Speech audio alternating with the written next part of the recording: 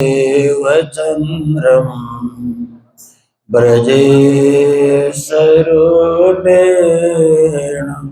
पुरापि जातम् प्रवेश्य प्राप्तं प्रियप्राणनाथं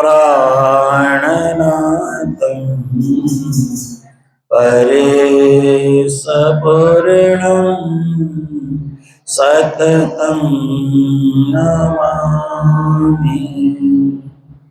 ब्रह्मा प्रियाजा गणनाय जातः सर्वस्वपाता भवसिन्धुत्राता विज्ञानदाता निज धर्मदाता दीनैकबन्धो शरणं बंदो श्री सद्गुरु चरण भवजल तारण पार कुमति विनाशन सुख करण गर्व प्रहार करुणा सागर अमित गुण चरण कमल के माय सुखकारी शीतल सदा सद्गुरु पद के ब्रह्मानंद परात्पर सो सतगुरु निज रूप परम पार सुख देते सुंदर रूप प्रथम लागो चरण को धनिये न छुड़ायो लाख तली लाल दिया मेरे जीव के यही इन पाँव तले पड़ी रहूं धन नजर खुलवातुन पल नवालूं निरखों नेत्रे मेरे जीव के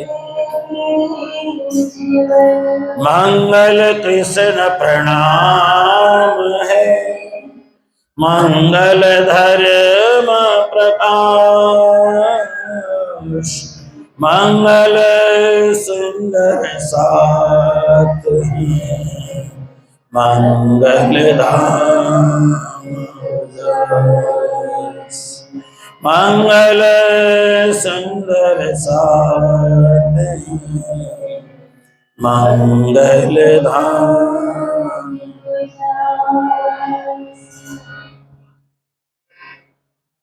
जागो जागो सैयों जगाने वाला आ गया जागो जागो जगाने वाला आ गया जगाने वाला आ गया जगाने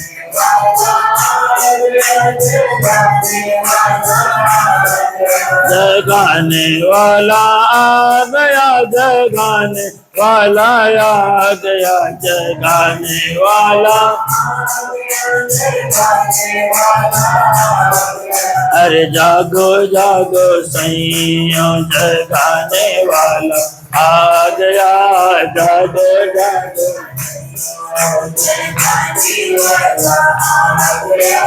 नाम का दुलारा मेरा सद्गुरु बन कर आ गया नाम का दुलारा मेरा सदगुरु बन कर आ गया, प्राणनाथ बन कर आ गया।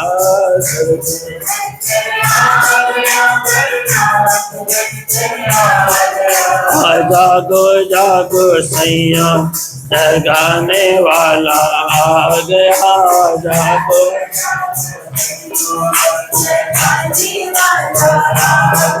अरे जागो जागो सैया, जगाने वाला आ गया। जागो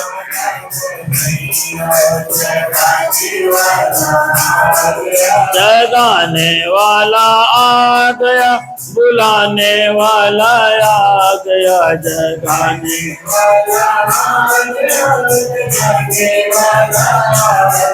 जगाने वाला आ गया, जगाने वाला आ गया।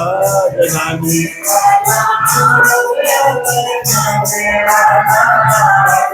अरे जागो जागो सैया, जगाने वाला आ गया।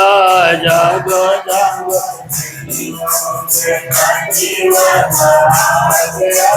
अखंड खजाना सतगुरु लाए, अखंड खजाना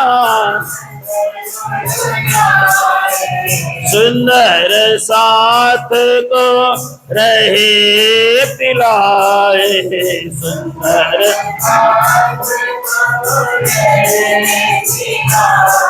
हरे सुंदर साथ को रहे पिलाए।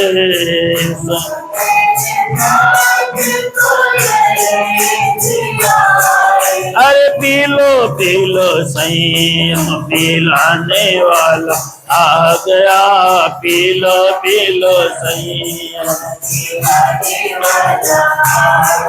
पिलाने वाला आ गया, पिलाने वाला आ गया। पिलाने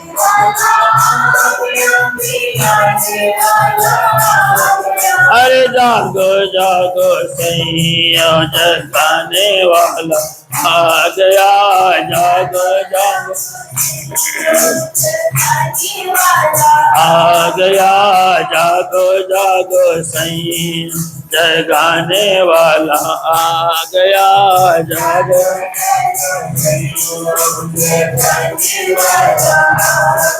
ओ जागो जागो सैया, जगाने वाला आ गया। श्री कृष्ण कन्हैया लाल, श्री निजानंद स्वामी की, श्री प्राणनाथ जी महाराज की, महाराजा छत्रसाल की, अपने अपने गुरुदेव की, भारत के संतों की, भारत के सभी भक्तों की, सर्व सुंदर साथ की। तब आए चरण ग्रहे श्री प्राणनाथ, धरे सिर ऊपर दो हाथ, कर प्रणाम चरण जब लागे। अब ब्रह्म सृष्टि के दुख सब भागे, अब ब्रह्म सृष्टि के दुख सब भागे। भई वृष्टि कुसुम की तहीं, बैठे धनी श्री जी जीतहीं। लीले लवंग जो इन समय आए, सो सब साथे उमंग सम पाए। भयो आनंद सात को भारी, हर से आप धनी सुखकारी। अब जागने को नहीं वार, मिली श्री इंद्रावती सिरदार। पुत्र की माता चली थी जवे, धाम धनी ने कही थी तवे। श्री इंद्रावती मिलेगी तुमको, इन विध कही धनी ने हमको। सोई समयो आज जो आयो, ए सुख मुकतें जाय न कहो। भई उमर 12 वर्ष 2 मास, तापर 10 दिन भय जो खास। श्रीदेव चंद्र जी सो मिले जो आई, तब पहचानी श्री इंद्रावती भाई। संवत 1687 माही, माघ सुद नवमी हति जो ताही। भई ब्रह्म सृष्टि कुसुम की तही, प्रणाम सुंदर साची। महान बुद्धि के सागर सदगुरु महामती श्री प्राणनाथ जी महाराज, जिनके परम प्रिय शिष्य सने सखी जी महाराज की ये मधुर परम प्रिय वाणी बीतक चर्चा का रसास्वादन आप हम सब कर रहे हैं। देखिए कितने दिन हमारे व्यतीत हो गए, बीतक चर्चा का आनंद आप हम सब ले रहे हैं। इतना सुंदर माहौल बना है, बाहर हल्की हल्की बारिश की बूंदें बरस रही है और अंदर ज्ञान की बूंदें बरस रही है। मैं यहाँ से देख रहा हूँ, बाहर हमारा देश का झंडा फहरा रहा है बड़े प्यार से, बड़े शान से, है ना। और राष्ट्र हित में हम जो भी काम करते हैं, देश भी हमें आशीर्वाद देता है, राष्ट्र भी हमें आशीर्वाद देता है। और ये जो आपकी परम पावन भूमि है, जहाँ पे इतना सुंदर मंदिर आज बन करके तैयार है, तो आपके जितने भी पूर्वज हैं जो यहाँ पे संस्कारित हुए, उन सब का आशीर्वाद भी हमें प्राप्त हो रहा है। क्योंकि जिन्होंने यहाँ पे अपने आप को समर्पित किया, जिनका राख इस धरती में मिला, आज उनकी आत्मा भी प्रसन्न होगी। जहाँ हमारी राख मिली है, वहां घंटी शंख नगाड़े भजन कीर्तन और सत्संग हो रहा है। इससे बड़े भाग्य की बात और क्या हो सकती है। सरकार इसे ले जाती, यहाँ कोई आलीशान मकान बना देती, बिल्डिंगें बना देती, इसके पर गाड़ियां चलती, बड़े बड़े लोडेड गाड़ियां चलती, तो क्या मिलता, उसका क्या लाभ होता। लेकिन समय पे हम सब के विचारों में आया, क्यों न ये जगह मंदिर को समर्पित किया जाए और यहाँ पे परमात्मा का वास स्थान बन जाएगा, और बन गया। इतना सुंदर पावन स्थान हमारे बीच है। अब तो हमारे कुछ सुंदर साथ दूर दूर से जो आते हैं, बड़े प्रसन्न और बड़े आनंदित होके जाते हैं। हमने तो कल्पना भी नहीं की थी कि चंडीगढ़ में इतना भव्य, इतना सुंदर मंदिर भी होगा। हमारे विचार से बहुत ज्यादा अंतर है, बहुत ज्यादा फर्क है। बाग बगीचा, मंदिर, आम के वृक्ष लगे हैं और इतना सुंदर वातावरण है, ये सब परमात्मा की कृपा से संभव है। पूर्वजों का आशीर्वाद है, इन सती माताओं की कृपा है। देखिए आज सती माता भी नए रंग रूप में बैठी हैं, नए रूप में बैठी हैं। कौन इनका उद्धार करता है ना, कौन इनका रिपेयरिंग करके इनको नया रूप देता। तो ये तो परमात्मा की कृपा है, सब कुछ हो गया और आगे भी बहुत कुछ होता रहेगा। जब तक आपका हमारा जीवन है, कुछ न कुछ करते ही रहना है, अच्छा काम होते ही रहना है, समाज की सेवा होते ही रहना है। मेरे दिल में एक शंका बड़े दिनों में थी, इतना बड़ा आश्रम है हमारा, लेकिन कहीं जमीन मिले तो सुंदर गौशाला का निर्माण किया जाए। लेकिन परमात्मा की ऐसी कृपा हुई, ये जो आपके पीछे का गौशाला उन्होंने मेरे को ही दे दिया। अब वो गौशाला में मैं 2-4 दिन में जरूर जाता हूँ, आज भी मैं होके आया। जब भी जाता हूँ तो कुछ न कुछ दे के ही आता हूँ, कभी कुछ दे के ही आता हूँ। जाने के बाद मन करता है कुछ दे के आए। और उन्होंने गौशाला का मेरे को संरक्षक बनाया। बेशक गौशाला सरकार चला रही है, ये नाम मात्र है सरकार का। आपको मैं बताऊं, एक गाय के लिए सरकार देती है एक दिन में 21 रुपया। 21 रुपए में क्या गाय का पेट भर जाता है? कभी नहीं भरता। कहा 21 रुपया से क्या होगा? ये तो परमात्मा की ऐसी कृपा हुई, हमें दिया गया और हमने बड़े सारे सेठ लोग हमसे जुड़ गए, सब लोगों का सहयोग मिला और भी लोग जुड़ रहे हैं और गौशाला को अपन और सुंदर बनाए।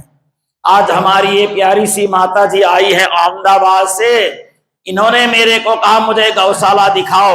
वहां जाकर के गौशाला देखा, बड़ी खुश हो गई, अपने हाथों से चारा डाला और उन्होंने मेरे को कान में आकर के कहा, गुरुजी मैं 21,000 की सेवा देना चाहती हूँ गौशाला के लिए।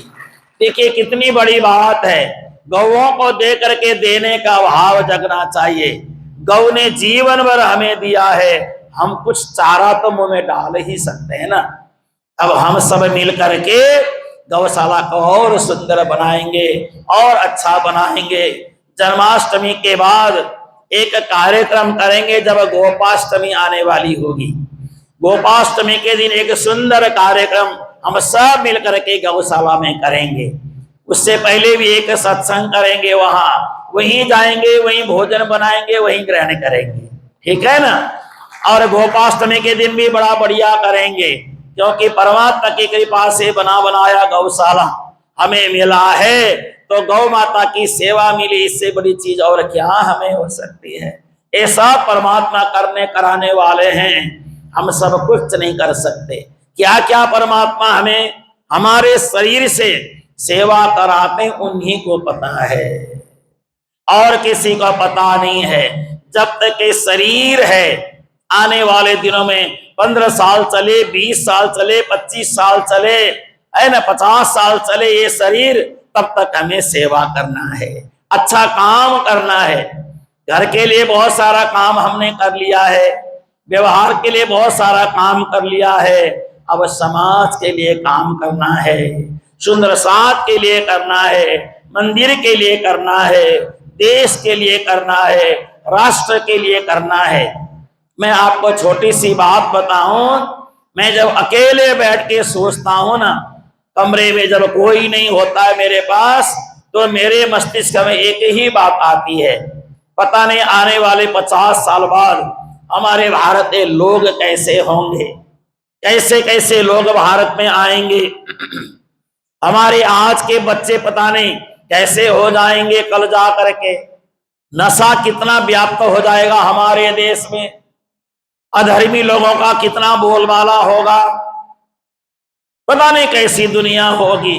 लेकिन हम जब तक हैं तब तक इस दुनिया को बदलने नहीं देंगे, सुंदर से सुंदर बनाने का प्रयास करेंगे। हमारे बच्चे सही मार्ग में चलें, सही रास्ते में चलें, बस यही काम हमें करना है। शरीर का क्या है, देखिए कितनी दुख की घटना है ना, सुन करके मेरे को आज भी बड़ा दुख लगता है, और ये रहेगा जीवन भर। हमारी बहन नीलम, उनका बेटा 27 साल का था, बैठे बैठे 2 मिनट में चला गया दुनिया से, बैठे बैठे 2 मिनट में चला गया। डॉक्टर के पास ले गए तो डॉक्टर ने कहा इसको तो गए 20 मिनट हो चुके हैं, क्या है शरीर का, क्या जवानी, क्या बुढ़ापा। हमारे सुखदेव जी की पुत्री है, देखिए प्रीति, इतनी अच्छी बच्ची थी, हमारे पास मेरे पास आके कहती थी गुरुजी अगर मैं विवाह नहीं करूंगी तो मंदिर की सेवा ही करती रहूंगी। थोड़ी ही देर में वो चली गई। तो ये सब घटना देख करके बहुत दुख लगता है, थोड़ी देर में पता ही नहीं चलता। हमारे राजकुमार जी बैठे हैं मछली से, उनकी पत्नी जी कृष्णाबाई मछली के लोगों को सबको जोड़ के रखती थी, सबको यहां मंदिर में लेके आती थी। देखिए थोड़ी सी एक झटके में चली गई दुनिया से, शरीर कहां चला गया, जल करके राख हो गया। आज अब नाम ही ले सकते हैं और कुछ नहीं बचा है। क्या करना है शरीर का, इस शरीर से जो सेवा हो जाए वो जीवन में वही करें, वही हमारे साथ जाना है और कुछ नहीं जाएगा। हमारे हाथ से जो छूट जाए वो संसार में रह जाएगा, हमारे हाथ से जो सेवा हो जाए वही हमारे पास रहेगा। बाकी शरीर भी जलना है, हाथ भी जलना है, ये हमारी टांगे भी जलेगी, लेकिन उस टांग से जो चल करके हम तीर्थ गए वो अमर बना रहेगा। हाथ से जो सेवा किया वो अमर बना रहेगा। बाकी तो सब दुनिया से चला चली का ही तो खेला है। ऐसे संसार से हमें वैराग हो जाना चाहिए। आज जिनको मैं यहाँ देख पा रहा हूं, है ना, कितने आप सब यहाँ बैठे हैं, देखते देखते कितने लोग चले गए मेरे आंखों के सामने। 3 पीढ़ी को मैंने आंखों से गुजरते हुए देखा। हमारे बलबीर जी को जाते हुए देखा, उनके पिताजी को जाते हुए देखा और उनके पिताजी को जाते हुए देखा, 3 पीढ़ी को, बताइए। और हमारे प्रधान जी को अपने आंखों के सामने ओझल होते हुए देखा। ये सब घटनाएं मैं आज याद करता हूं, तो मुझे बड़ी पीड़ा भी होती है, बड़ा दर्द भी होता है, बड़ा सोचता हूं मैं क्या है दुनिया में, कुछ तो नहीं है, कुछ भी तो नहीं है, फिर भी हम लगे पड़े हैं, मुझे ये करना है, मुझे वो करना है, मुझे ये बनाना है, मुझे वो बनाना है। अरे जो बना है उसी का सुख भोगो, आगे बनाने का मत सोचो, जो है उसका तो सुख कम से कम भोगे। आने वाले 8-10 साल 15 साल जो समय गया वो तो वापस आएगा ही नहीं, किसी भी हाल में नहीं आएगा। जो गया तो गया, वापस नहीं आने वाला। मेरा जो यहाँ पे निकल का कितना समय मेरा निकला पता है? मेरा यहाँ आने के बाद मैंने 31 साल जो मैंने गुजारा वो मेरा कभी वापस नहीं आएगा। जिनके साथ मैंने अपना समय व्यतीत किया वो समय वापस आएगा ही नहीं। तो आगे जो समय मैं व्यतीत करूंगा आप लोगों के साथ वो भी वापस नहीं आएगा, लौट करके कभी नहीं आने वाला है वो समय। दिल को साफ रखें, मन को पवित्र रखें, भावना पवित्र रखें, जो सेवा बन सके वो करें, न किसी की निंदा करें, न किसी के पीछे पड़े, बस परमात्मा का भजन करें, अपने आनंद में रहें। यही सारी बातें बीतक से हमें समझना है। बीतक का मतलब है हमारे जीवन की बीती हुई बातें, हमारे अपने ही जीवन की बीती हुई बातें, और कुछ नहीं है। हमारे ऊपर क्या क्या घटना घटी, इन्हीं सारी चीजों का चिंतन करना है, इन्हीं सारे विषयों पर हमें सोचना है, विचारना है। जो गए सो गए, वापस नहीं आएगा। पीछे वाला पन्ना मत उलटो, आगे कितने पन्ने पेज शेष रह गए उसको देखो। मैं जो भी तक कर चुका हूं पीछे मैं क्यों देखूं, कोई आवश्यक नहीं है। आगे कितना बचा है मुझे उसी को तो देखना है। आगे मेरे कितने जीवन बचे हैं उन्हीं का मैंने चिंतन करना है। यही सारी बातें हैं, वितक का सार है ये। इसलिए मैं प्रारंभ में थोड़ी सी भूमिका जरूर बांधता हूं ताकि हमें पूर्व भूमिका का पता चलता रहे। हमारा जो समय गुजरा तो कैसे गुजरा, कैसे व्यतीत हुआ। देखिए सदगुरुदेव चंद्र जी महाराज के पास श्री प्राणनाथ जी पहुंचे, तारतम दिया उनको, निज नाम सुना दिया उनके कानों में, और उनने सारी बातें बताई। संवत 1687, संवत याद रखना। इस समय हमारा संवत कौन सा चल रहा है? विक्रम संवत कौन सा चल रहा है बताइए किसी को? विक्रम संवत 2083 पूरा हो गया, 84 लग गया, 83 पूरा होकर के 84 लग गया है। हमें विक्रम संवत का नहीं पता, हमें ईसवी सन का पता होता है, क्योंकि हम अंग्रेज के गुलाम रहे ना। मुझे गर्व होता है जब मैं कभी कभार भूले भटके नेपाल जाता हूं। दुनिया में एक ऐसा देश है नेपाल, कभी किसी के गुलाम नहीं हुआ। अंग्रेज भी इतने से देश को गुलाम नहीं बना सके, इतने से देश को, और आज तक उनका विक्रमी संवत ही चलता है, वह ईसवी सन नहीं चलता है। और वहां पे सरकारी कामकाज जब करना होता है तो देवनागरी भाषा में, हिंदी नेपाली एक ही है, लिपि एक ही है, दोनों में कोई अंतर नहीं है। आप देवनागरी भाषा में एप्लीकेशन देंगे वो स्वीकार होगा, अंग्रेजी वाला देखते ही फाड़ के फेंक देते हैं। आज भी अंग्रेजी का एप्लीकेशन वो नहीं लेते हैं। आप अंग्रेजी में कुछ लिख के ले जाते हैं ना, रेस्पेक्टेड फलाना डिस्काना लिख के ले जाएंगे ना, ऐसे देखेंगे इंग्लिश में फाड़ के डस्टबिन में डाल देंगे, बोलेंगे देवनागरी भाषा में लिख करके लाओ। और हम देखो कितने गुलाम हो गए। हमारे अफसर लोग बोलते हैं एक हिंदी में लिख के लाया, इंग्लिश में लिख के लाओ। हम गुलाम के गुलाम अब भी भाषा के गुलाम बन गए, बने कि नहीं बने? हम भाषा के गुलाम बन गए, तो मैं तो उसको धन्य मानता हूं। आज भी उनकी भाषा देवनागरी ही चलती है, कभी वो गुलाम हुआ ही नहीं, कभी किसी ने उनको गुलाम नहीं किया। इतना सा देश है। जब अंग्रेज हमारे देश में आए तो नेपाल की जनसंख्या मात्र 70-80 लाख थी। 70-80 लाख लोगों को अंग्रेज गुलाम नहीं बना पाए। और हमारी आबादी थी उस समय 30 करोड़, हमें गुलाम बना दिया। क्यों? हम इसलिए गुलाम हो गए, हम बटे हुए थे, हम आपस में बहुत बटे हुए थे। 650 रजवाड़े हमारे देश में थे, बट गए। हाँ, अंग्रेजों को जाके हमने बोला फलाना अमीर है, जाके उसको लूटो। हम लोगों ने, हमारे लोगों ने शिकायत कर दी।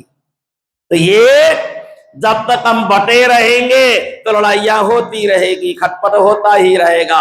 हम सब हिंदू एक होना सीखे, चाहे हम किसी भी धर्म, किसी भी परंपरा या किसी भी पार्टी को मानने वाले हो, हैं तो हम हिंदू, सारे हिंदू तो हैं ही।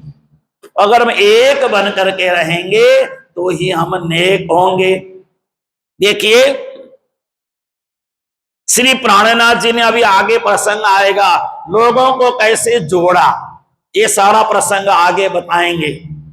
तो सदगुरुदेव चंद्र जी महाराज ने विक्रम संवत 1687, अभी कौन सा संवत बताया मैंने? 2084 लग गया है ना, 84 लग गया ना, 2083 पूरा होकर के 84 लग गया है ना। और इधर का ईस्वी सन क्या लगा है? 2000, तो ये 2000 इस समय 26 है, 2026 और उनका 2000, उनका नहीं हमारा 2084 लग गया है। तो सारे हिंदू शास्त्रों में विक्रमी संवत की मान्यता है। विक्रमादित्य की जीवनी मैंने पढ़ी, बड़ा अद्भुत लगा, बड़ी अद्भुत उनकी जीवनी, बड़ी अद्भुत। विक्रमादित्य के समय में आधा संसार पे वो राज करते थे, आधा दुनिया में वो राज करते थे, आधा दुनिया में। और सबसे बड़ी समझने वाली बात है, 30 दिन में आधा दुनिया वो घूम लेते थे। 30 दिन में आधा दुनिया घूम करके एक एक जनता को, एक एक घर को देखते थे। मेरे राज्य में कोई दुखी तो नहीं है, मेरे राज्य में कोई परेशानी तो नहीं है ना। तो ऐसे बड़े महाप्रतापी थे विक्रमादित्य, उनकी जीवनी बड़ी सुंदर है, बड़ी अद्भुत है। श्री प्राणनाथ जी को यानी श्री मिहिराज ठाकुर को सदगुरुदेव चंद्र जी महाराज ने निज नाम मंत्र सुनाया, जो आपने सुना वही सुनाया। मेरे को कहा था श्री कृष्ण ने, तुम सुंदर बाई हो, तुम्हें साथ देने के लिए इंद्रावती आएगी। आ गई इंद्रावती, अब आ गई। और उन्होंने कहा बड़े बड़े राजे महाराजे भी आए हुए हैं, उनको भी जगाना है। बड़े बड़े राजे महाराजे आए हैं और खेल में वो हंस रहे हैं, संसार का सुख भोग रहे हैं, इस तरह से उनको भी जगाना है, देवचंद्र जी महाराज ने कहा। और हो सकता है हिंदू में, मुसलमान में, हर जाति में ब्रह्म आत्मा हो सकती हैं, उनको जगाना। उन्होंने कहा कैसे? अरे एक मुस्लिम औरत मेरे पास आई, एक मुस्लिम महिला मेरे पास आई, तो मुस्लिम महिला को मैंने जब करीब से उसके विषय में जाना तो परम धाम की रई बाई की वासना निकली। और वो मुस्लिम महिला थी खोजी बाई, नाम उसका वो थी खोजी बाई, लेकिन वो रई बाई की वासना निकली। क्योंकि देवचंद्र जी सब साक्षात नजर आता था उनको, कौन क्या है प्रत्यक्ष नजर आता था। देवचंद्र जी बहुत क्या सूक्ष्म दृष्टि वाले थे, सब उनको पता चलता था। उनके सामने कोई झूठ नहीं बोल सकता था, झूठ उनके सामने टिकता ही नहीं था, बड़े प्रतापी थे सदगुरुदेव चंद्र जी महाराज। तो देखना, हो सकता है मुसलमानों में भी कुछ परम धाम की पवित्र आत्माएं आई हुई हों, उनको भी जगाना। बड़े सुंदर सब आनंदित हो गए। अब जहां बड़ा आनंद हो रहा होता है ना, वहां थोड़ी समस्या भी आ जाती है। श्री प्राणनाथ जी जैसे ही दोनों का मिलन हो गया ना, श्री देवचंद्र जी श्री प्राणनाथ जी, तो दिन रात देवचंद्र जी महाराज मिहिराज ठाकुर के साथ खुसर खुसर बातें करते रहते। बिहारी जी को जलन हो गई, होती है ना, बाहर से आया हुआ है, उसके साथ तो बातें दिन रात करते हैं, मेरे को तो कुछ पूछते ही नहीं। बिहारी जी बड़े परेशान होने लग गए। बिहारी जी 3 लोगों ने बैठ के सलाह किया। कौन कौन? बिहारी जी, नाग जी और बालबाई। क्या किया जाए, ऐसा क्या करें जिससे इन दोनों की दोस्ती छुड़ा ली जाए, गुरु चेले को अलग अलग कर दिया जाए। जब तक ये गुरु चेले मिल करके रहेंगे, बिहारी जी की पूछ ही खत्म हो गई। पूछता ही नहीं कोई बिहारी जी को। तो जब भी मीरा ठाकुर आते हैं तो सीधा देवचंद्र जी महाराज कहते हैं, ए बिहारी जी तुम जाओ अपने काम में, मीरा ठाकुर या मेरे पास बैठो। अब तो हो ही जाता है ना, ये स्वाभाविक है। कभी माताओं को भी एक को बड़ा सम्मान दो, दूसरे को ना दो, हो गया, शुरुआत हो ही जाती वहीं पे। एक को सम्मान मिले एक को ना मिले तो परेशानी हो जाती है। तो यही बात पुरुषों में भी होता है, एक को सम्मान मिला एक को नहीं मिला, परेशानी। देखो एक माता नाराज हो गई ना टॉफी नहीं देने से, चॉकलेट नहीं दिया मेरे को, मैं मंदिर नहीं जाती। अब क्या कर सकते है ना, गुरुजी ने सबको चॉकलेट दिया, मेरे को चॉकलेट नहीं दिया। बताओ, माता बहनों को, इसलिए हमारे बंगाल में एक कहावत है, चाहे माता कितनी ही बुजुर्ग क्यों न हो जाए, उसको सदा बंगाल में चाहे 80 साल की बुजुर्ग भी हो जाए, उसको बालक बालिका बोलते हैं। माता बहनों का स्वभाव बच्चों जैसा ही होता है ना। क्षणे रुष्टा, क्षणे तुष्टा, क्षणे पर्वत लंघने, शास्त्र में आता है। थोड़ी देर में नाराज हो गए, थोड़ी देर में खुश हो गए, थोड़ी देर में पहाड़ लांघने की तैयारी करने लगे, थोड़ी देर में छुप करके बैठ गए। क्षणे रुष्टा, क्षणे तुष्टा, क्षणे पर्वत लंघने, ये शास्त्रों की बातें हैं ना। बड़ी विचित्र होती है माता बहनों की बातें। मेरे को टॉफी नहीं मिली, मैं तो मंदिर नहीं जाती। देखो होता है ना, कई में टॉफी नहीं मिलने से भी लोग नाराज हो जाते हैं। तो एक छोटी सी 5 साल की बच्ची और 60 साल की बच्ची में अंतर क्या हुआ? टॉफी से नाराज हो गए। और नाराज हो गए तो ऐसे नाराज हो गए, कई बार लोग उनकी नाराजगी खत्म ही नहीं होती है, चाहे उनको 100 किलो टॉफी दे दो। अब देने से क्या हुआ, तब तो नहीं दिया ना। अब चाहे जितना मर्जी टॉफी दे दो, तब तो मेरे को टॉफी नहीं दिया, अब देने का क्या फायदा? बताओ, धन्य है, ऐसी माताओं की बड़ी कृपा है। धन्य धन्य भाग्य हमारे, आज श्री राज पधारे।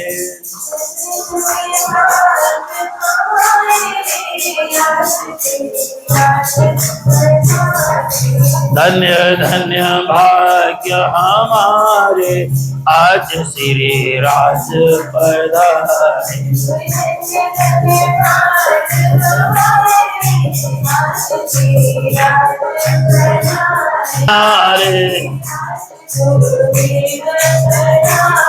ये धन्य धन्य भाग्य हमारे, आज गुरुदेव देव पधारे, गुरुदेव पधारे, देव पधारे, गुरुदेव पधारे। धन्य धन्य भाग्य हमारे, आज गुरुदेव पधारे। धन्य धन्य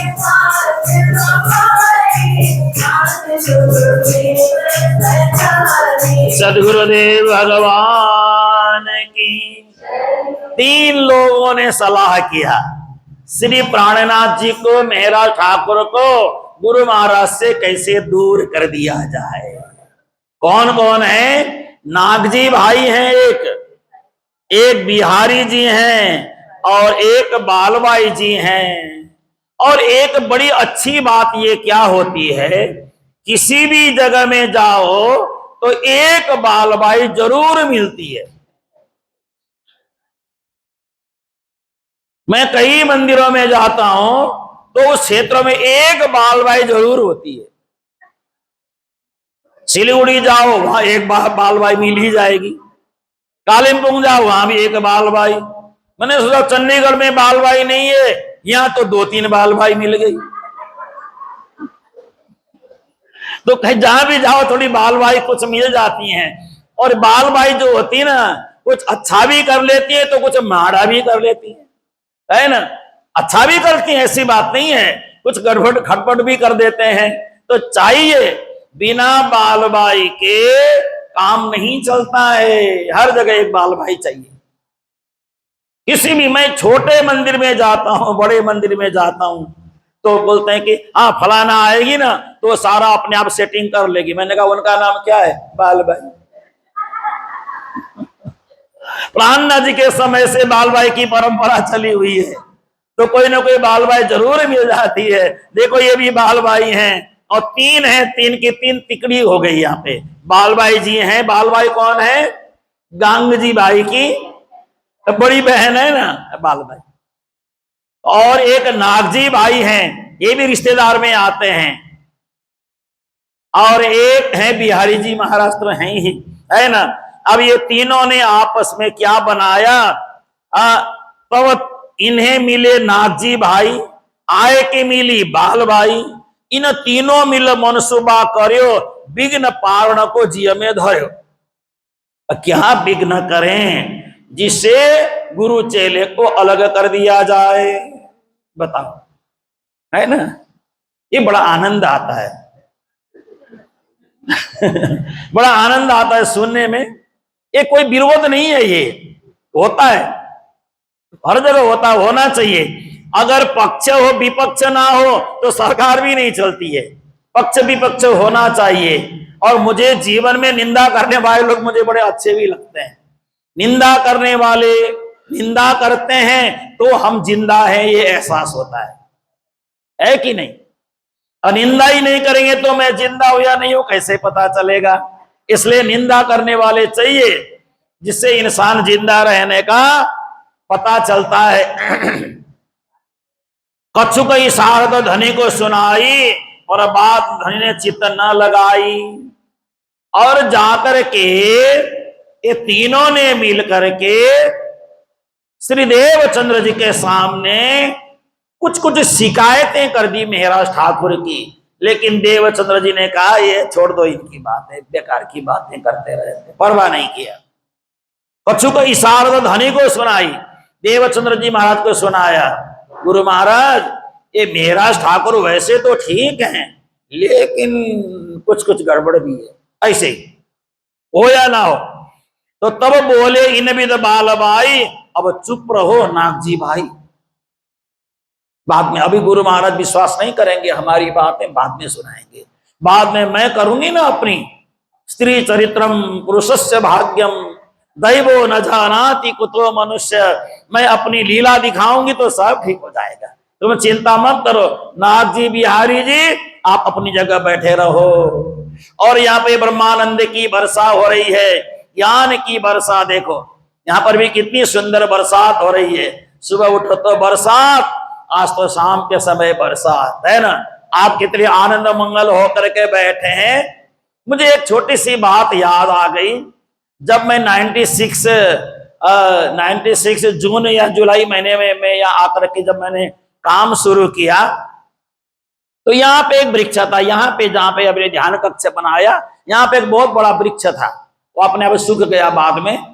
तो उसके नीचे बहुत सारी बजरी का ढेर करवाया था, क्योंकि 4-5 टिप्पर बजरी मैंने गिरवा लिया। और जैसे ही मतलब ऐसे यहाँ आया और काम शुरू करवाया, 10-12 लेबर, 3-4 मिस्त्री लगे थे, उस समय एक ठेकेदार भी था। तो काम शुरू करवा ही रहा था, तो काम चलते चलते अचानक कितनी भयंकर बारिश हो गई। और मेरे पास उस समय कुछ जिसके नीचे जाके छुपूं ऐसी कोई जगह नहीं थी। छत के नीचे कोई छत था ही नहीं, छत डाला ही नहीं था कहीं भी। तो मैं बड़ा परेशान होगा, किधर भागेगा बंदा, इधर भागे उधर भागे उधर भागे, बचने की कोई जगह नहीं मिली मेरे को बरसात से। और बारिश होते होते थोड़ी देर में ओले पड़ने लग गए, कोई उपाय नहीं लगा। तो सीमेंट का जो बोरा होता है ना, बोरी जिसमें सीमेंट डाली जाती है, 4-5 बोरी मैंने ऐसे मिला करके सिर में लेकर के बजरी के ढेर पे मैं कम से कम 3 घंटा बैठा।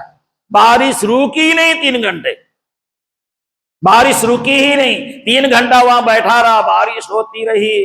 कब बारिश रुके, मैं तो सिर से लेकर के पैर तक सारा भीग गया, सारे कपड़े गीले हो गए। मैं अकेला ही था उस समय, सारे कपड़े गीले हो गए, बड़ा परेशान हो गया मैं। अब तो मैं ठंड में, ओले की वजह से ठंड में, जुलाई के महीने में ठंड में कांपने लग गया, बड़ा परेशान हो गया। अब क्या करें, बड़े मुश्किल से बारिश रुकी। बारिश रुकते ही बाहर से एक रिक्शा मिला। उस समय रिक्शा 2 रुपया लेता था मलोए तक का। तो रिक्शा में बैठ करके वहां कमरे तक पहुंचा। मुझे 7-8 दिन तक बहुत बुखार आया, भयंकर बुखार आ गया। मैं बड़ा परेशान हो गया, कोई दूसरा सेवा करने वाला ही नहीं, मैं अकेला ही था। जैसे तैसे उठना और अपना काम करना, फिर दिन में मंदिर आ जाना, यही मेरी ड्यूटी बनती थी। काम चल रहा था, देखना भी पड़ता था। तो जब ज्यादा बारिश होती है ना, मुझे वो दिन अब भी याद आ जाते। देखो किस किस हालत में यहां रह करके काम सेवा करना पड़ता था, है ना। किस किस हालत में, कोई छत ही नहीं है, कोई जगह ही नहीं है। अब उधर 2 कमरे उस समय डले हुए तो थे, लेकिन व्यवस्था भी पूरी बनी नहीं थी। दौड़ के उधर गया तो नाक मर घर के बाहर आ गए। क्यों पता है, एक बाबा जी रहते थे, उन्होंने उसको और ही कुछ बना रखा था, तो जगह नहीं थी कहीं भी, तो उससे अच्छा भीगना ही ठीक समझा। जो भी होगा देखी जाएगी। तो ये किसी स्थान को ऊपर उठाने के लिए कहीं ना कहीं समस्याओं को तो झेलना ही पड़ता है, दुख सुख को तो भोगना ही पड़ता है। तभी एक नए स्थान की संरचना तैयार होती है। आता है जीवन में दुख सुख सब आ जाते हैं, और ये दुख सुख का मेला ही तो संसार है।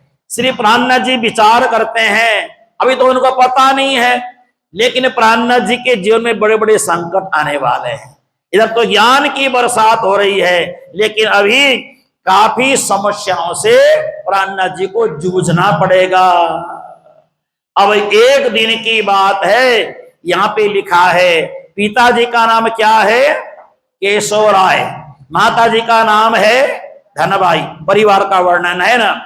तो इंद्रावती जी की वासना परम धाम की मान। आप ये समझते हैं वासना क्या चीज होती है? क्या पता है वासना? वासना का मतलब क्या, आप मुझे समझाओ। इंद्रावती की वासना, वासना का मतलब होता है सुगंध, है ना, सुगंधी महक रही है। वासना, सुगंधी आने को वासना बोलते हैं। तो इंद्रावती जो परम धाम में जो सखी रहती हैं, उनकी सूरता श्री महाराज ठाकुर के शरीर में जो प्रवेश हुआ ना, उसी को वासना कहा गया है। आहा, हलवे की वासना है ना, फूलों की वासना, ओ मेरी वासना तुम चलो अगम के पार। ये वासना सूरता को कहा गया है। सूरत, वासना को चाह, इच्छाएं। क्या बताऊं आपको, जैसे मैंने सुना है किसी को प्यास लगी, अब उसकी वासना जल में जाकर के वासना जाकर के बैठ गया, और रात्रि के समय उसकी वासना जो है जल में जाकर के घड़े में जाकर पानी पीने लग गया। घड़े में जाकर पानी पीने लग गया, घड़ा हिलता है उस समय, क्योंकि वासना वहां पहुंच गई, सुरता वहां पहुंच गई। सुरता वासना एक ही चीज है। शास्त्र में सुरता कहा गया है या बे वासना शब्द में लिखा है। तो जिसका सुवास जगत में फैले वही वासना है। तो इंद्रावती की वासना का परम धाम से इंद्रावती धरती में नहीं आई, तो उनकी सुरता महाराज ठाकुर के माध्यम से, जैसे स्वप्न में एक अगला शरीर बन जाता है, स्वप्न का दृश्य देखता है, तो आप तो अपने बिस्तर में ही हो, बिस्तर में लेटे पड़े हो, लेकिन आपकी वासना ने स्वप्न में एक अलग शरीर ले लिया। उसने पता नहीं क्या क्या स्वप्न देखा, क्या क्या स्वप्न देखा पता नहीं, और सुबह उठे तो आपका मूल स्वरूप बिस्तर में ही पड़ा है। तो यही परम धाम में मूल स्वरूप वही है। आपकी सुरता ने ये शरीर धारण किया हुआ है, तो सुरता हमारे अंदर आकर के बैठ गई और हम खेल देखने लग गए। और आप जब रोते हैं ना, तो परम धाम में पर आत्म को हंसी आती है। आप जब परेशान होते हैं ना, वहां पे जो आपका पर आत्मा मूल शरीर जो लेटा पड़ा है, उसको प्रसन्नता होती है। देखो सपना देख रहे हैं लेकिन ये परेशान हो रहे हैं। अब करना क्या है, इस वासना को, इस सुरता को वापस परमात्मा में जोड़ देना है। बस इतना ही काम करते ही हमारी आत्म जागृति हो जाती है। जैसे स्वप्न में, स्वप्न टूटा शरीर जगा, बस यही है वासना का मतलब, यही है। तो इंद्रावती जी संसार में आई हैं, उनका नाम, और उनकी पत्नी का नाम फूलबाई है। छोटी उम्र में श्री मीरा ठाकुर का विवाह हो गया था, उनकी पत्नी का नाम फूलबाई है। बाद में फूलबाई जी का धाम गमन होता है, तो दूसरी विवाह जब उनकी होती है, फूलबाई का अगला शरीर जब होता है तो तेज कुंवरी होती है वो। इसलिए तेज कुंवरी श्यामा जुगल को पल पल करूं प्रणाम, हम लोग ऐसा बोलते हैं। और उनके भाई का नाम है गोवर्धन है, इनका नाम गुणवंती नाम दिया गया है।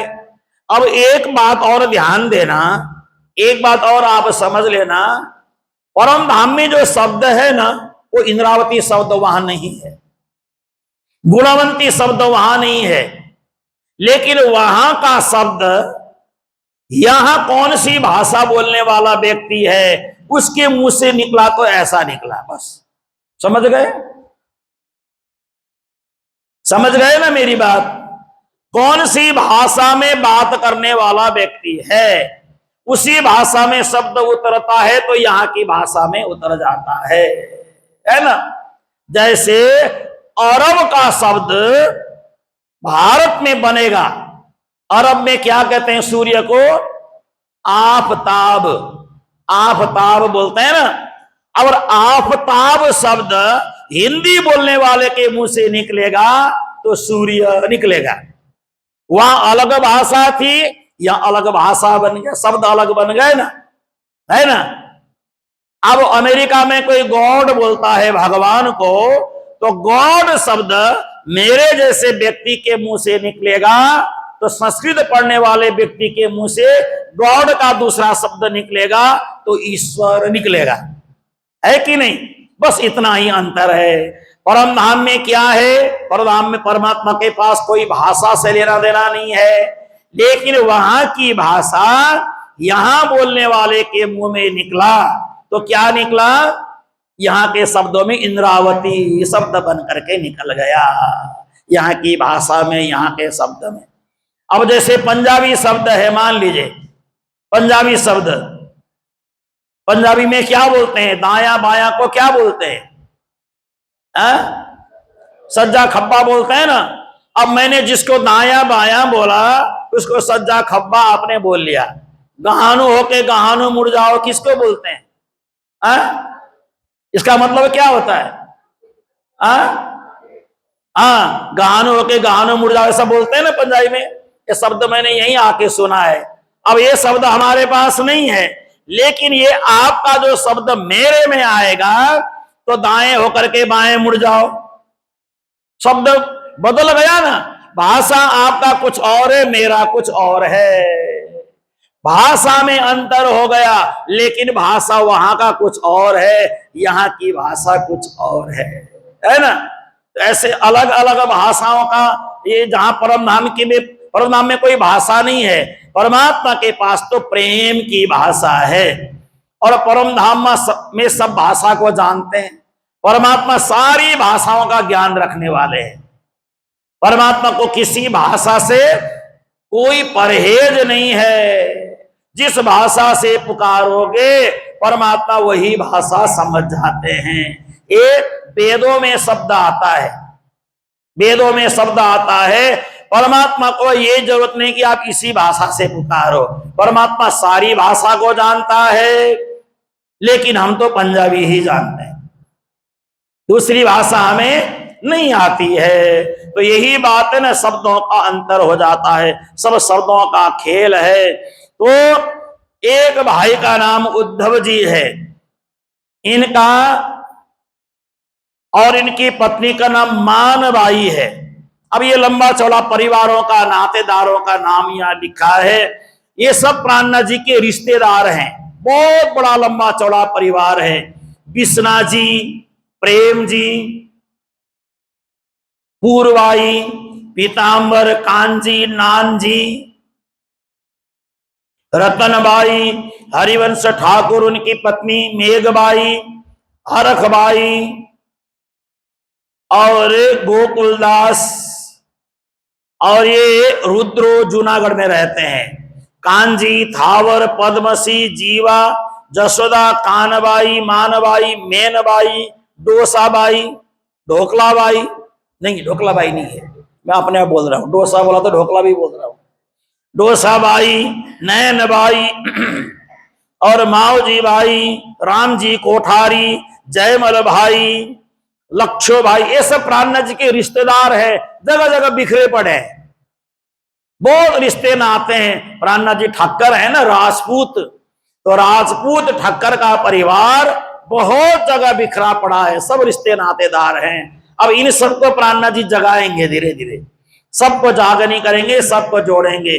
और इतना ही नहीं, और ये बहुत है रिश्ते में, कोई दीप बंदर में है, कोई सुंदर साथ का नाता भी है, ऐसे अलग अलग लोग हैं। अब एक दिन की बात है, सुंदर साथ में बड़ा आनंद हो रहा है, बड़े आनंद ले रहे हैं सभी सुंदर साथ। प्राणनाथ जी की उम्र बहुत बड़ी नहीं है, लेकिन देवचंद्र जी महाराज जो ज्ञान सुनाते हैं ना, वो ज्ञान 4 बंदों को इकट्ठा करके प्राणनाथ जी सुनाने लग जाते हैं। आज गुरु महाराज ने क्या क्या बताया, पता है आपको क्या क्या बताया? सबको सुना देते हैं। आप लोग भी घर में जाके क्या करना पता है? आप लोग घर में जाकर के पूरे परिवार को बैठाना और जो भी तक मैंने यहां सुनाया सबको सुना देना। इससे प्रचार होगा घर में। कोई सुनेगा? सुनते हैं कोई नहीं सुनते हैं, पर नहीं सुनोगे तो रोटी नहीं मिलेगी बोल देना। सुनो सब लोग बैठ करके, है ना, तो जो मंदिर में ज्ञान की बातें सुनी वहां जाकर के सुना देना, तो उससे लोगों को पता चलेगा क्या क्या सुन करके आई मेरी माता जी मंदिर में जाकर के, क्या क्या प्रसाद पाके आई मेरी माता जी मंदिर जाकर के, सबको पता चलेगा, है ना। बड़ा आनंद है। तो एक दिन क्या हुआ, श्री प्राणनाथ जी के 5 भाई हो गए, नहीं 5 भाई। सबसे बड़े का नाम हरिवंश, उनसे छोटे का नाम सामलिया है, सामलिया ठक्कर राजपूत हैं। तो एक दिन में 11 बजे के समय शामलिया भाई, मजले भाई, बड़े से छोटे स्नान कर रहे थे। उस समय कोई स्नान करने के लिए अंदर तो होता नहीं था, तो बाहर ही स्नान कर रहे थे। स्नान करते करते दोनों भाई को 11 बजे सुबह आते हुए देखा। तलवार लेकर के जाते थे, राजपूत लोग तलवार रखते थे पहले, है ना। तलवार साथ में लेके जाना, तलवार साथ में लेके आना। कौन कौन जाते थे प्रवचन सुनने? गोवर्धन ठाकुर और मेहराज ठाकुर। प्रवचन सुन के वापस आ रहे थे तो अचानक सामलिया भाई ने देखा, हरिवंश जी सीधे साधे स्वभाव के थे, सामलिया जरा होशियार चुस्त थे, तो राजकाज का पिताजी के साथ सहायता करने भी जाते थे, थोड़ा रुतबा भी रखते थे अपना, है ना, अपना पावर भी रखते थे। सामलिया जी बीच वाले भाई, बड़े से छोटे। तो दोनों भाई को आते हुए देखा तो सामलिया जी को क्रोध आ गया। सुबह से लेकर के 11 बजे का समय हो गया, तुम लोग दोनों डांट रहे, तुम लोग दोनों सुबह के निकले अब आए हो। सुबह मेरी पत्नी यानी तुम्हारी भाभी ने नाश्ता बना के खिलाया, खाने के बाद तुम चले गए और अब 11 बजे आए हो फिर खाने के टाइम में, तुम्हें शर्म नहीं आती है? तुम लोग दोनों बिगड़ गए। तुम लोगों का बिगड़ने का मूल कारण है देवचंद्र और गंग जी भाई, ऐसा बोल दिया। मुझे क्या समझते हो, मैं जामनगर राजा का, प्रधानमंत्री का 2 नंबर वाला पुत्र हूं और मेरे अंदर पावर है। मैं देवचंद्र को भी यहां से निकाल दूंगा, गांगोजी भाई को भी निकाल दूंगा शहर से। अब कोई सहन करेगा? सच्चा शिष्य इस बातों को सहन करेगा? कोई सच्चा शिष्य होगा तो इस बात को सहन ही नहीं करेगा। दोनों ने अपनी तलवार खींची और अपने बड़े भाई को मारने के लिए दौड़ पड़े। दोनों तलवार लेकर के दौड़ पड़े। मां ने बड़े मुश्किल से अपने पीछे छुपाया और हाथ ऐसा किया, नहीं बच्चों नहीं, आपस में भाई भाई नहीं लड़ते हैं, हम भाई नहीं है, ये हमारा दुश्मन है। जहां हमारे गुरु महाराज की निंदा होती है वह भाई भाई नहीं होता है, भाई शत्रु बन जाता है। गांगोजी भाई जिनके घर में गुरु महाराज बैठे हैं और जो गुरु महाराज जिनकी कृपा से आज सब कुछ हमें प्राप्त है और धाम का साक्षात्कार होता है, गुरु महाराज की निंदा अगर करते हैं तो ये हमारा भाई नहीं है। हम अभी इसकी जुबान खींच लेंगे, इसको अभी हम मारेंगे। चारों ओर से रोक करके जैसे तैसे बचाया सामलिया जी को। सामलिया जी भी डर के मारे कमरे में जाके बैठ गए, दिन भर बाहर निकले ही नहीं, क्योंकि दोनों तलवार लेकर गेट में खड़े।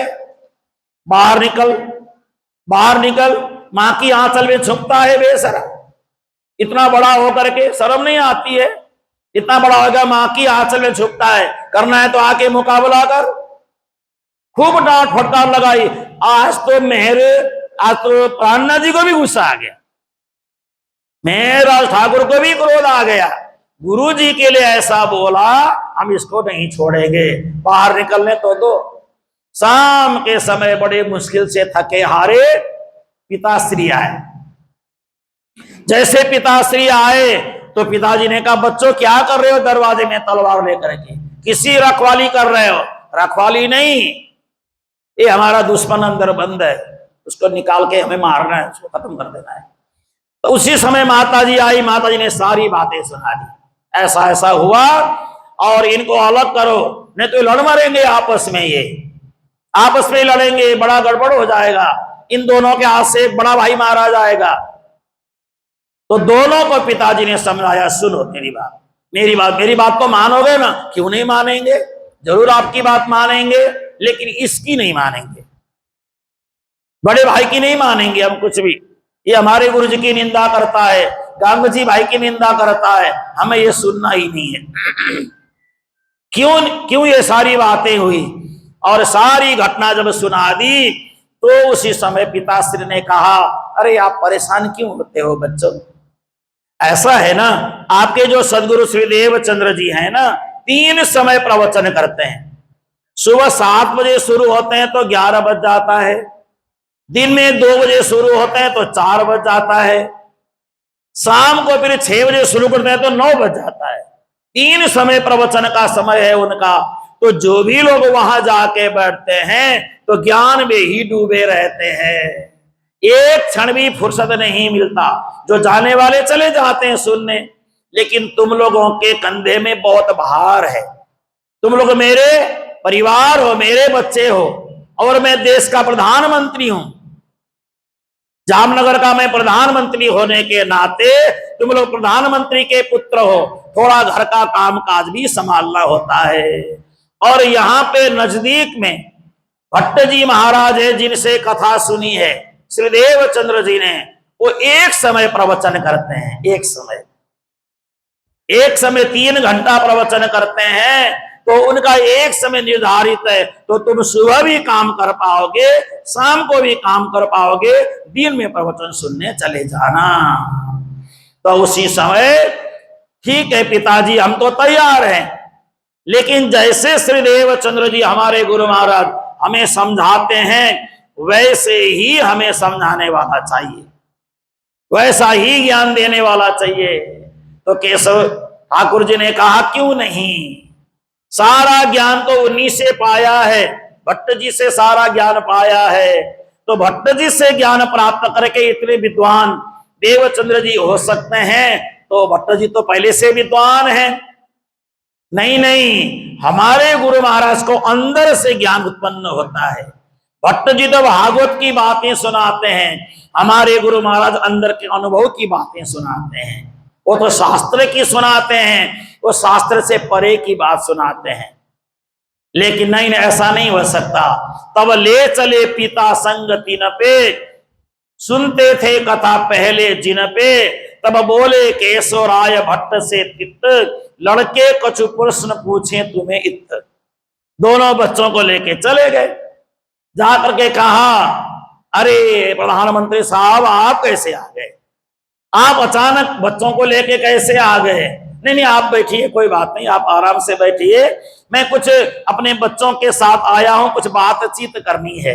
क्या बातचीत है? ये हमारे बच्चे आपसे कुछ प्रश्न पूछना चाहते हैं, इनका प्रश्नों का जवाब आप दीजिएगा। अगर इनको सही जवाब मिला तो कल से ये आपके चेले बन जाएंगे, आप ही के पास रहेंगे। इन्होंने मेरे को ऐसा ही कहा है, दोनों बच्चों ने। तो भट्ट जी ने कहा, पूछो बच्चों पूछो, क्या क्या पूछना है पूछो। तब उन्होंने पूछना प्रारंभ किया, हे भट्ट जी महाराज, हमें कुछ प्रश्न है, उस प्रश्न का जवाब दीजिए। अगर आपने जवाब दिया तो हम आपके हो जाएंगे, प्रधानमंत्री के पुत्र हैं, आपके शिष्य बन जाएंगे। क्यों नहीं बच्चों, पूछो क्या क्या पूछना है।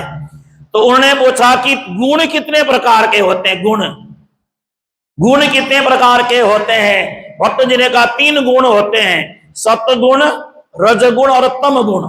3 ही गुण होता है, कोई सतगुणी होता है, कोई रजगुणी होता है, कोई तम गुणी होता है। सतगुणी का मतलब जो लड़ता नहीं, झगड़ता नहीं, शांत स्वभाव वाला है, सतगुण। जो थोड़ा गर्म मिजाजी है, बढ़िया बढ़िया खाना चाहता है ना, स्वादिष्ट भोजन जिसको चाहिए, रजगुणी है। जो दिन रात लड़ाई झगड़ा करता है वो तमगुणी है। समझा दिया। और जगत में लोक कितने हैं, कितने लोक बने हैं? उन्हें कहा 14 लोक है। इससे नीचे 7 लोक, इसको लेकर के ऊपर तक 7 लोक, 14 लोक बने हुए हैं। ठीक है, कोई बात नहीं, ये भी ठीक है। एक बात और हमें जवाब दीजिए, तत्व कितने प्रकार के होते हैं? तत्व तो 5 होते हैं, सबको पता है। आकाश, वायु, अग्नि, जल, पृथ्वी। 5 तत्व से सारा जगत बना है और 5 ही तत्व से हमारा शरीर बना है। पिंडेषु ब्रह्मांड, जो पिंड में है वही ब्रह्मांड में है, जो संसार में है वही हमारे शरीर में है। तो आप एक बात बताइए, प्रलय कितने प्रकार के होते हैं? प्रलय का मतलब जिससे संसार मिटता है, वो तो 4 प्रकार के होते हैं। नित्य प्रलय, जो रोज हो रहा है, हमारी आयु घट रही है, नित्य प्रलय। लोग रोज मर रहे हैं, नित्य प्रलय। नैमित्तिक प्रलय होता है, जो नैमित्तिक प्रलय में स्वर्ग से नीचे, महरलोक से नीचे सब नाश हो जाता है।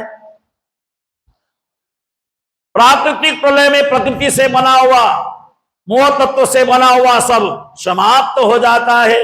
अक्षर के मन के द्वारा जो बना है सारा समाप्त हो जाता है। अब उनको अक्षर का तो इतना अनुभव नहीं है, उन्होंने कहा कि जो क्षण भंगुर है वो सब नाश हो जाता है। और महाप्रलय में सारा जगत दिव्य 100 वर्ष तक, नहीं दिव्य 1000 वर्ष तक पृथ्वी जलती है, फिर पृथ्वी जल में डूब जाती है, तो सारे तत्व का नाश हो जाता है। महाप्रलय के बाद दोबारा सृष्टि नहीं होती है, दोबारा सृष्टि होती नहीं है। तो महाप्रलय कब होगा? महाप्रलय जब भगवान शंकर की आयु पूरी हो जाती है तो महाप्रलय होता है। ठीक है, ये सारी बातें आपने बड़ी प्यारी हमें समझाई।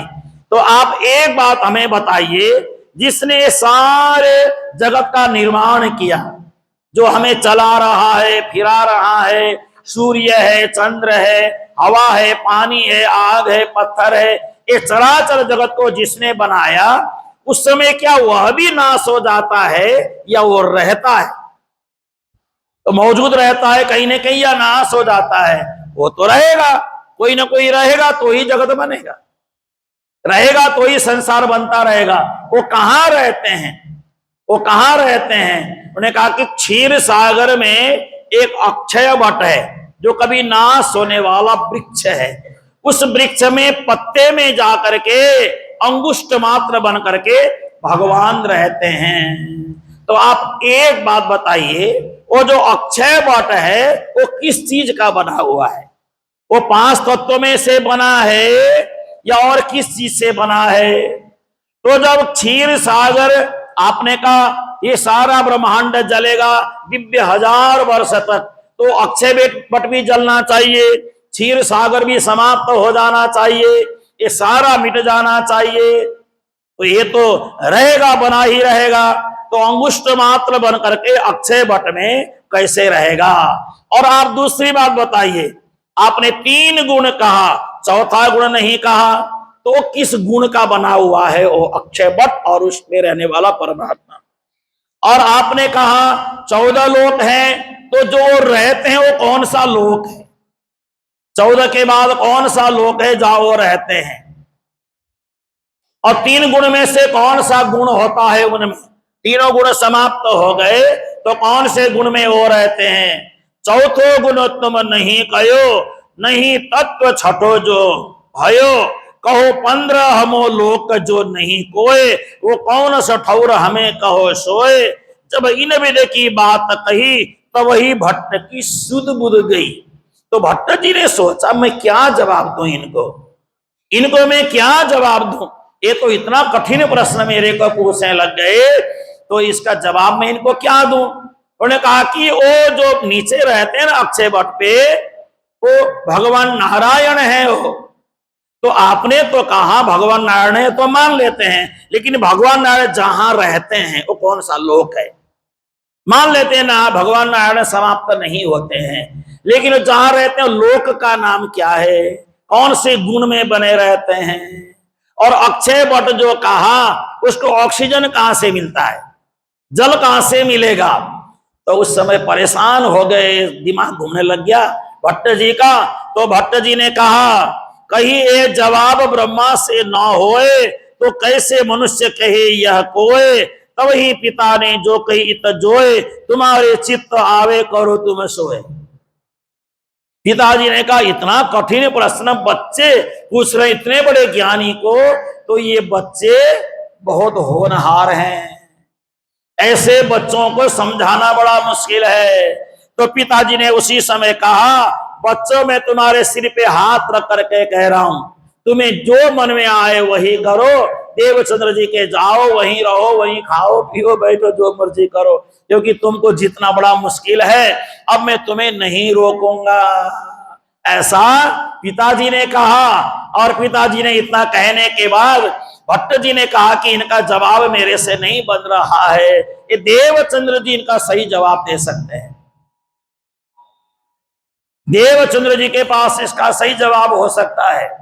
जब ऐसा कहा तो ये सारे दोनों भाई आए सांवलिया जी के पास, और सांवलिया जी को कहा कैसा लगा, हार गए ना तुम, अब रोक के देखो, पिताजी ने हमें जाने के लिए बोला है, अब रोक के देखो। तो उस समय सांवलिया ने कहा चलो कोई बात नहीं बच्चों, जो भाइयों जो मन में आए वही करो, ऐसा उन्होंने उसी समय कह दिया। और कहने के बाद अब दोनों प्रतिदिन श्री देवचंद्र जी महाराज के पास जाते हैं, चर्चा प्रवचन सत्संग सुनते हैं, बड़े आनंदित होते हैं और अपने घर को आते हैं।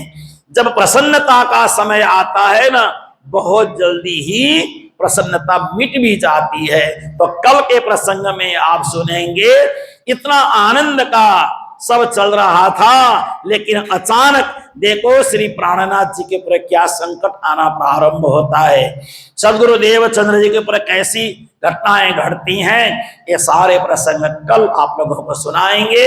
अभी के प्रसंग को यहीं पर विराम देते हैं। ऐसे बड़े गहरी गहरी बातें सुनने के लिए आप रोज बीतक चर्चा का आनंद लें, रोज आए, बीतक श्रवण करें, न गर्मी का डर न भूख का भय, अंदर पूरी व्यवस्था है, आराम से प्रवचन सुनो, प्रवचन पूरा हुआ कि नहीं प्रसाद ले लो। लेकिन एक प्रार्थना मैंने आप सभी से किया था, भोग बनाने के लिए एक दो माताएं आया करो थोड़ा पहले, भोग बनाने के लिए थोड़ा सहायता करो, और भोग बढ़िया बढ़िया जो भी आप बनाए और उसका प्रसाद पाए, राज्य को भी आरोगाएं और स्वयं भी पाए। तो कम से कम 2 घंटे पहले, मेरा कहने का मतलब है अब 11-12 बजे आप 2 माताएं आए और थोड़ा भोग बनाने में सहयोग करें। प्रतिदिन भोग बढ़िया बढ़िया बना करके ग्रहण करें, राज्य को भी आरोगाएं और हम सब भी प्रसाद पाए। ये आप सभी से कहते हुए अभी के प्रसंग को यहीं पर विराम दे रहे हैं। और जो प्रतिदिन भोग की सेवा हमें अर्पण कर रहे हैं, उन सभी सुंदर साहब का बहुत बहुत धन्यवाद है। ऐसी सेवा हम जीवन में करते रहें। परमात्मा की सेवा है, मंदिर की सेवा है, ऐसी भावना हम सब पर निरंतर बना रहे। इन्हीं शब्दों के साथ आप सभी चौपाई दोहराएंगे। श्री महमत हुक्म कहाई जोई, कृपा कीन्ही सा कुंडले जान के सोए,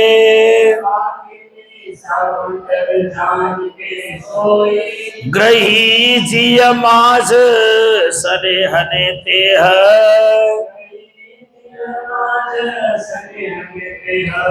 दे दर्शाए धनि मोहे जेह,